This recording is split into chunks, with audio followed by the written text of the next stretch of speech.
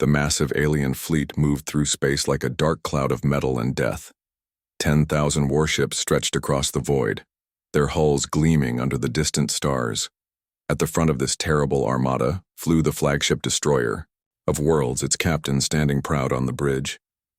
Admiral Keck studied the small blue planet on his viewing screen. Earth looked so peaceful from this distance, with its white clouds swirling over green and brown continents. He had seen hundreds of worlds like this one. They all looked beautiful before his fleet turned them into burning ruins. "How long until we reach the target, Commander?" Admiral Keck asked his second-in-command. 2 days, sir. The humans still have not responded to our presence with anything more than those strange messages. Admiral Keck laughed, a harsh sound that filled the bridge. For over 1,000 years, his people had conquered world after world. Some planets tried to fight back with primitive weapons. Others begged for mercy. A few even tried to hide. But they all fell in the end.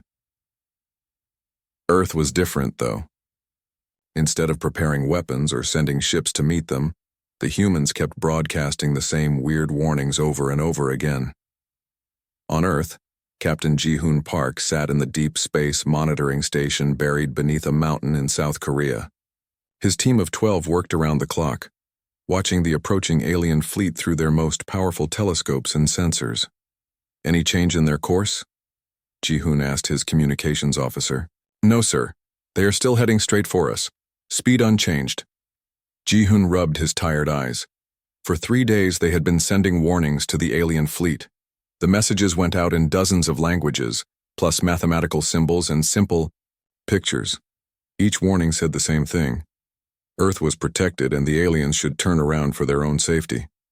"Have they responded to any of our messages?" "Nothing, Captain. They ignore everything we send." Lieutenant Hana Kim looked up from her station. "Sir, I have been studying their ship designs. These vessels are built for one thing only: destroying planets. Their weapons could turn our cities to ash in minutes." Ji-hoon nodded. He knew the truth, that most humans did not. Earth really was protected, but not by human technology. Something ancient slept beneath the ocean floors, something that had been waiting for billions of years. Back on the alien flagship, Admiral Keck reviewed the intelligence reports about Earth. His scouts had been watching the planet for months. The humans had basic rockets that could barely reach their own moon. Their most powerful weapons were simple nuclear bombs. Their space defenses consisted of a few hundred small platforms orbiting their world. "They are even weaker than the last planet we conquered," Admiral Keck told his officers. "This will take less than 1 day." His communications officer, a young soldier named Vex, looked confused. "Admiral, why do they keep sending those warning messages? They must know they cannot fight us." "Fear makes species do strange things, Vex. They probably think their pathetic threats will scare us away. Some worlds try this trick. They pretend to have secret weapons or powerful allies." Admiral Keck walked to the large window at the front of his bridge. Through the thick glass, he could see Earth growing larger as his fleet approached. Soon, his weapons would silence those annoying human. "Broadcast forever." "Sir," called the navigation officer, "we will enter their outer solar system in 18 hours. "Excellent. Prepare all weapon systems. I want to end this quickly." On Earth, President Min Jae-yoon sat in the emergency command center beneath the capital city. Around him, military leaders and scientists worked frantically at their computers. Everyone knew the truth. Earth's space defenses could not stop even one alien warship, let alone 10,000. "Mr. President," said Defense Minister Soman Lee, "our final warning message is ready to broadcast. Send it immediately." The message went out across all frequencies, reaching deep into space where the alien fleet continued its approach. The words were simple and direct. "Unknown fleet, you are approaching a protected world under ancient treaty. Please change course immediately. This warning is given to preserve your lives, not threaten them. Ancient guardians watch over this world. Do not force them to awaken." Admiral Keck received the message and showed it to his bridge crew. They all laughed together, the sound echoing through the metal corridors of their ship. "Ancient guardians," Admiral Keck said, wiping tears from his eyes. "What will they claim next? That their planet has magic powers?" But far below Earth's deepest oceans, in trenches that human technology had never reached, something vast began to stir. The Guardian had slept for ages beyond counting, but now it sensed danger approaching its charges. The young species called humans had grown well during its long rest. They had learned to create art and music, to love and dream, to reach for the stars with hope in their hearts. The time for sleep was ending. The Guardian's ancient systems came online one by one, drawing power from the planet's core itself. Soon these invaders would learn why every species in the galaxy had learned to fear the small blue world that looked so helpless from space. The alien fleet continued forward, unaware that their doom was already awakening beneath the waves. President Seojin Kim stood in the emergency command room deep beneath Seoul. The walls around him were covered with screens showing the alien fleet getting closer to Earth. His hands shook slightly as he prepared to send what might be humanity's last message. To the invaders. Are all world leaders connected to the broadcast? He asked his communications chief. Yes, Mr. President. Every nation on Earth is ready to send this message together. Seojun took a deep breath. Through the quantum communication system, his words would travel instantly across space to reach the alien fleet. He hoped they would listen, but he feared they would not. Unknown ships approaching Earth, Seojun spoke clearly into the microphone. This is the leader of the human species. You have ignored our previous warnings, so I will speak plainly. Our world is under the protection of ancient powers. These guardians have slept for millions of years, but they will awaken if Earth is threatened.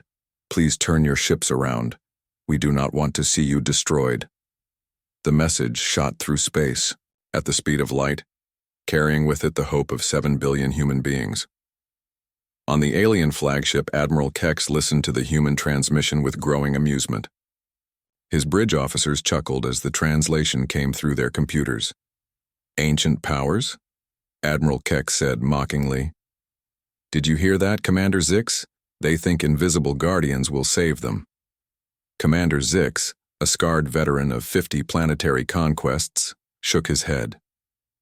It is always the same, Admiral. The weak species make up stories about secret weapons or magical protectors. They cannot accept that they are about to die. Send a response, Admiral Kex ordered. Let them know what we think of their guardian. Fairy tales. The alien message reached Earth within minutes. When the translation appeared on the command room screens, President Seojin felt his heart sink. Pathetic humans. The alien message read, Your lies do not frighten us. We have destroyed 1,000 worlds. Your planet will burn like all the others. Prepare for your extinction. Major Yunbi Cho, head of Earth's orbital defense forces, looked up from her tactical display. Mr. President, our deep space sensors show the alien fleet will reach the outer edge of our solar system in 6 hours. They are not slowing down. What about our defense platforms? Seojun asked, though he already knew the answer. We have 300 orbital weapons platforms, sir. The aliens have 10,000 warships. Our platforms might destroy a few of their ships before being wiped out. Dr. Sunho Park, Earth's leading expert on deep ocean research, had been quiet during the meeting. Now he spoke up, his voice filled with worry and wonder. Mr. President, I need to tell you something. For the past day, we have been detecting strange movements in the deepest parts of the Pacific Ocean. The Mariana Trench is showing massive seismic activity, but it does not match any known geological patterns. What kind of movements? Seojun asked. Something enormous is shifting down there. Our underwater sensors are picking up sounds we have never heard before. It is almost like something huge waking up. In space, the alien fleet continued its relentless approach. Navigation Officer Bex announced their position to Admiral Kex. Sir, we have crossed the orbit of the human's outermost planet. We are now officially in their solar system. Excellent. Begin charging the primary weapon systems. I want to demonstrate our power as soon as we reach their pathetic little world. But as the alien ships moved deeper into the solar system, something strange began to happen on Earth. Captain Yoongi Nam, stationed at the underwater research facility in the Sea of Japan, watched his instruments with growing alarm. The water temperature is rising, he reported to his team. Not just here, but in deep ocean trenches all around the world. This is impossible according to every law of physics I know. His assistant, Dr. Minji O, pointed at another screen. "Captain, look at these sonar readings. There is something massive moving in the deepest parts of the ocean. Whatever it is bigger than any mountain." On the surface, ordinary people began to notice strange things happening. The ocean glowed with a soft blue light that could be seen from space. Whales and dolphins fled from the deep waters, swimming toward shore in panic. Even sharks, the ocean's top predators, raced away from the depths as if running from something terrible. Admiral Kex received reports of these strange events from his scout ships, but he dismissed them as unimportant. Probably some kind of primitive defense system, he told his officers. Maybe they are trying to heat their oceans to create steam clouds. It will not help them. President Seojin received one final report from Dr. Sunho Park. The scientist's voice trembled as he spoke. "Mr. President, the thing in the ocean, it is not just moving, it is rising. Our calculations show it will reach the surface within hours. Sir, whatever is down there, it is larger than anything that should be able to exist on our planet." As if responding to these words, every communication device on Earth suddenly activated at the same time. Radios, televisions, phones, and computers all carried the same message. The voice that spoke was ancient beyond measure, gentle, but filled with unimaginable power. "Children of Earth, we have watched over you since your species first looked up at the stars. The time has come for us to act. Do not fear. Stand clear of the oceans." The Guardian was awakening, and the alien fleet had no idea what was coming for them. Dr. Jisoo Lee stared at her computer screen in complete shock. From her earthquake monitoring station in Busan, she watched as every seismic detector around the Pacific Ocean showed readings that should have been impossible. "This cannot be real," she whispered to herself. The data showed something the size of a small country was moving beneath the ocean floor. But that was crazy. Nothing that big could exist under the water. She called her supervisor immediately. "Professor Hyunbin Kang, you need to see these readings right now. Something is happening in the deep ocean trenches." "What kind of something?" Professor Kang asked through the phone. "The kind that breaks every rule of science we know. The ocean floor is moving, but not like an earthquake. It is moving like something huge is pushing up from below." While Dr. Jisoo tried to understand her impossible readings, Captain Seoman Park stood on the deck of his research ship floating above the Mariana Trench. He had been studying the deepest parts of the ocean for 20 years, but he had never seen anything like this. The water around his ship glowed with a blue light that seemed to come from miles below the surface. The light pulsed slowly, like a giant heartbeat. His crew gathered around him, all of them staring down into the glowing water. "Captain," said his first officer, Lieutenant Boram Kim, "the water temperature has risen 15 degrees in the last hour. At this depth that should be impossible." "I know," Captain Seoman replied. "And look at this." He pointed to his sonar screen. The device that normally showed the ocean floor now displayed something that made no sense. Instead of the rocky bottom of the trench, the sonar showed a smooth, curved surface that seemed to stretch for hundreds of miles. "What is that thing?" Lieutenant Boram asked. Before Captain Seoman could answer, the water around their ship began to bubble and foam. Something was rising from the depths, something so large that it displaced millions of tons of seawater as it moved upward. In space, Admiral Kex watched Earth through his flagship's powerful telescopes. His science officer, Commander Nex, approached with a puzzled expression. "Admiral, our sensors are detecting massive energy signatures from the planet's surface. The readings are unlike anything in our databases." "What kind of energy?" Admiral Kex asked, still not concerned. He had seen many planets try desperate tricks before their destruction. "The energy appears to be coming from their oceans, sir. Our computers cannot identify the source, but the power levels are significant." Admiral Kex laughed. "Significant? Commander, we have weapons that can crack planets in half. Whatever primitive technology these humans are using, it cannot threaten us. But down in the deepest trenches of Earth's oceans, something that was far from primitive began to fully awaken. The Guardian had been sleeping for billions of years, left behind by an ancient race that had traveled among the stars when the universe was young. The Guardian's builders, known only as the Keepers, had planted life on countless worlds before, ascending to higher dimensions. But they had not abandoned their children completely. On special worlds where young species showed promise, they left guardians to watch and protect. Earth was one of those special worlds. The guardian's consciousness spread outward as it awakened, touching every living thing in the ocean. Fish fled in terror from its presence. Whales sang mournful songs as they swam away from the deep waters. Even the tiny creatures that lived in the darkest trenches scattered like leaves in a storm. President Dae-hyun-oh stood in the emergency command center, watching satellite footage of the Pacific Ocean. The entire ocean was now glowing with that strange blue light, and the glow was getting brighter by the minute.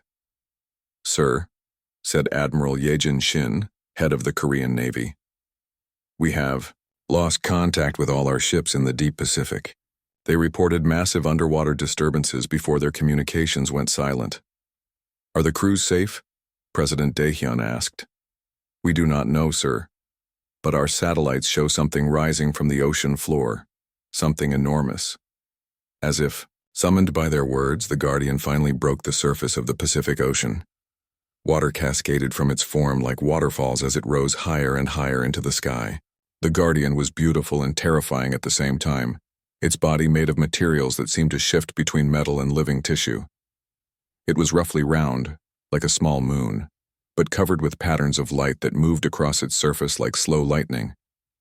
Tendrils of energy reached out from its body, touching the clouds and causing them to glow with the same blue light. Captain Seoman and his crew, who had been evacuated to a safe distance by rescue helicopters, watched the Guardian's emergence from their aircraft. The massive being rose completely out of the ocean, hovering above the water as if gravity had no effect on it. "Dear God," Captain Seoman whispered. "How long has that thing been sleeping under our ocean?" The Guardian's voice reached every human mind on Earth at the same moment.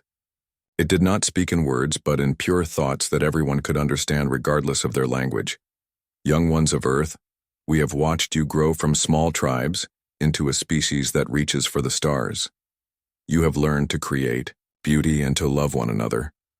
The time has come for us to protect you as we have protected other worthy species throughout the galaxy." In space, Admiral Kex finally felt the first touch of fear as his sensors registered the Guardian's emergence. The Pacific Ocean split apart like a giant zipper being pulled open. Water rushed away from the center in massive waves that could be seen from space. What emerged from the depths made every human on Earth stop and stare in wonder. The Guardian rose from the ocean like a living mountain made of light and metal. Its body was perfectly round, like a small moon, but its surface moved and flowed like liquid mercury. Patterns of blue and silver light danced across its skin, creating designs that hurt to look at directly. Captain Jin Woo-an watched from his helicopter as the Guardian fully emerged from the water. The massive being hovered in the air above the ocean, defying every law of physics he had learned in school. "How big is that thing?" his co-pilot asked, his voice shaking with fear and amazement. "The radar says it is 12 miles across," Captain Jinwoo replied. "But that cannot be right. Nothing that big should be able to fly."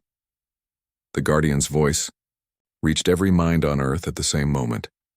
It spoke without using sound, placing its words directly into people's thoughts. Even babies seemed to understand its message. "Children of Earth, we are the Guardian left by your ancient protectors. We have watched you grow from cave dwellers to space travelers. You have learned to create art, music, and stories. You have learned to love and care for one another. This makes you worthy of protection." In space, Admiral Keck stared at his viewing screen in complete shock.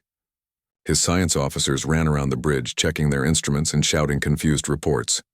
"Admiral," said Commander Nex, "that object is generating more energy than our entire fleet combined. Our computers cannot even calculate its power levels." "What kind of weapon is it?" Admiral Kex demanded. "We do not know, sir. It does not match any known technology in our databases.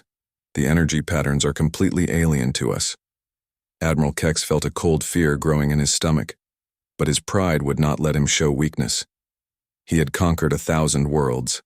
He would not be stopped by one strange device, no matter how big it was. "All ships prepare for battle," he commanded. "Target that thing and fire everything we have." The Guardians sensed the alien fleet's hostile intentions. It turned its attention toward the approaching warships, and suddenly every alien crew member felt a presence in their minds. The Guardians' thoughts touched theirs, and they experienced something they had never felt before: pure, ancient wisdom. Warriors. Of the Valthek Empire, the Guardians' voice echoed in their heads. "You have come to destroy a world under our protection. This world's children have grown into something beautiful. They create art that moves the soul and music that touches the heart. They love their families and care for their weak. They dream of peace among the stars." Many of the alien soldiers felt confused. They had never heard their enemies described this way before. Usually, they were told that the species they conquered were evil or dangerous. But Admiral Kex refused to listen. "Do not let it trick you with pretty words," he shouted to his fleet. "It is just another weapon. Fire all weapons."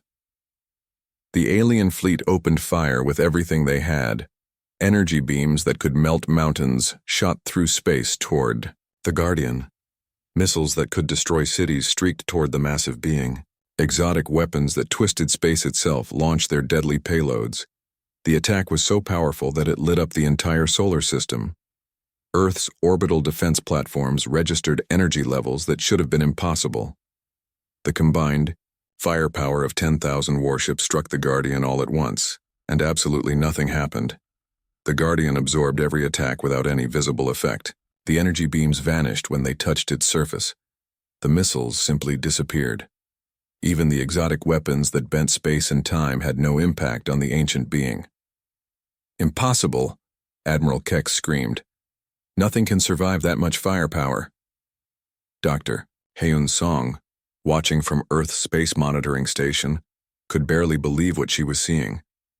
The Guardian just absorbed the energy from 10,000 warships like it was nothing, she told her team. "It is not even trying to defend itself, it is just taking it." The Guardian's response was calm and patient, like a teacher explaining a simple lesson to a confused student. Its voice reached every mind in the solar system, human and alien alike. "You were warned multiple times to turn away. The humans of Earth tried to save your lives with their messages. They did not want to see you destroyed.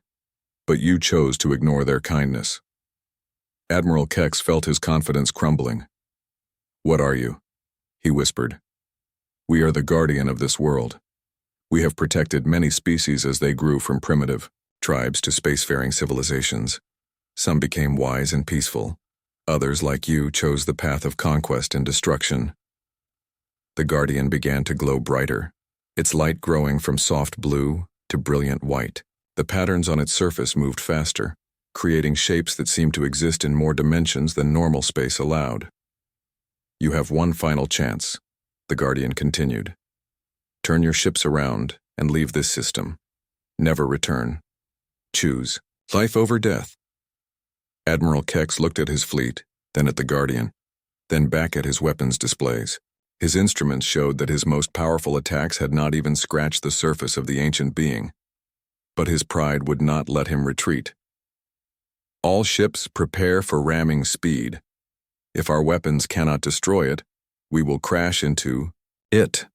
The Guardian's light pulsed once, sadly. "So be it. You have chosen your fate." The Guardian's response was swift and terrible to behold. It did not use weapons like the aliens expected. Instead, it reached out with forces that existed beyond normal space and time. Admiral Kex watched in horror as reality itself began to bend around his massive fleet. The stars in the distance started to stretch and twist like someone was pulling them through invisible rubber. Space itself seemed to become thick like honey around his ships. "What is happening?" he screamed at his crew. "Why are we slowing down, Commander?" Nex checked his instruments with shaking hands. "Admiral, our engines are running at full power, but we are barely moving.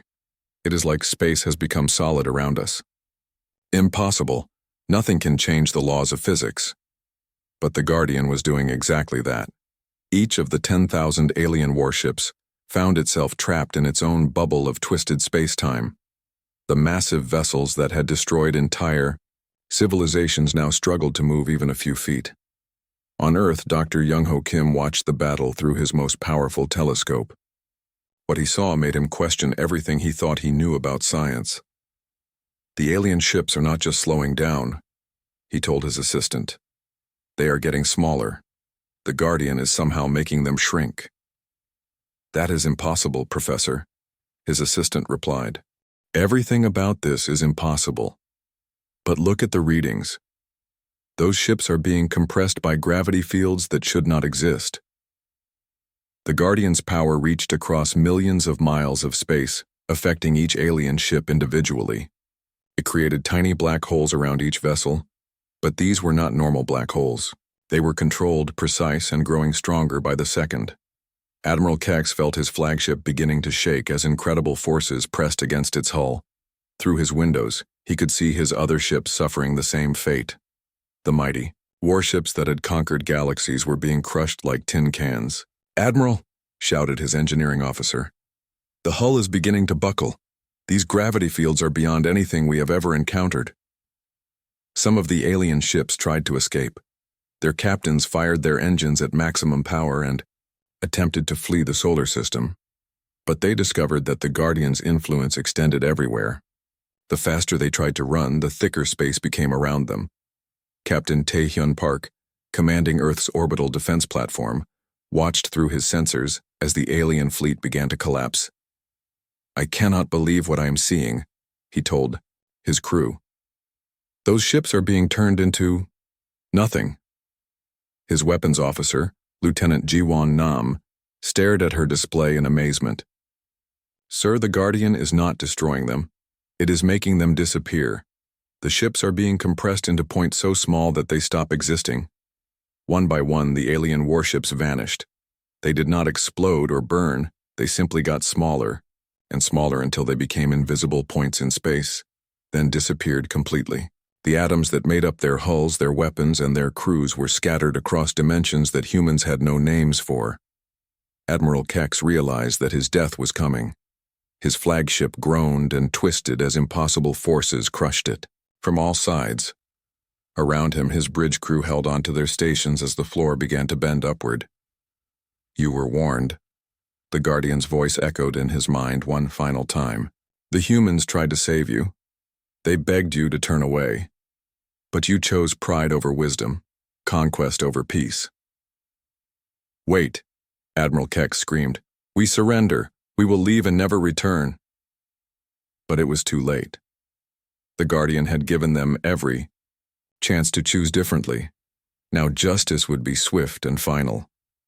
"Your empire has destroyed too many innocent worlds," the Guardian replied. "Your species has had centuries to learn wisdom, but you chose to remain destroyers. This ends now." The flagship imploded with a sound like thunder, but in the vacuum of space no one could hear it.